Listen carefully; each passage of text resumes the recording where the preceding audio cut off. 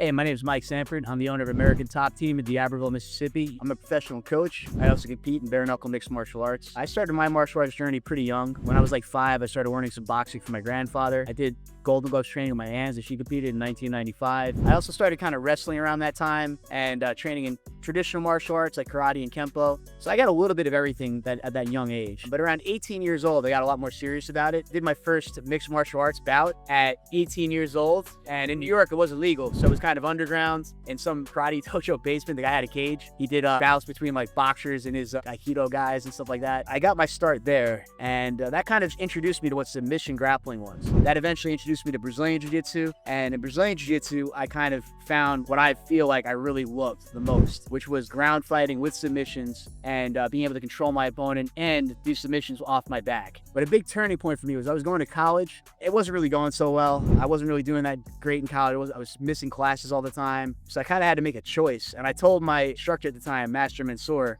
I told him that I was going to have to stop training. He said, no, you can live in the gym. And him and Paul, his partner, they allowed me to live in the gym for a couple years. So I dropped out of college, ended up living in the jiu-jitsu gym. I learned how to teach. I started helping coach kids. I started competing for the gym full time. That was when I really fell into the martial arts of life. I understood that at that point, I wanted to be a coach. Eventually, I moved down to Florida. My wife started training with Daniel Moraes and Diego Moraes. They're who I got my jiu-jitsu black belt from. That was when I really fell into the UFC fighters through them. And that kind of like remotivated me to go back down the mixed martial arts route. Around that time, Daniel was going to train Alan Belchard for his fight with Damian Maia. Daniel recommended me. I came out here, and I've been here ever since. Alan hired me on, and then eventually made me a partner, and then eventually sold me the rest of the gym so we could start fighting again. So now Alan's still here training and whatever else. He owns the building, and then I own the gym inside, and we work together still. I want to help people reach the highest levels of martial arts. Or people show an interest in that, they get my extra time and extra attention because that's what I want to teach. In martial arts training, if you're looking to reach the highest level, definitely come check us out. It's definitely my biggest focus.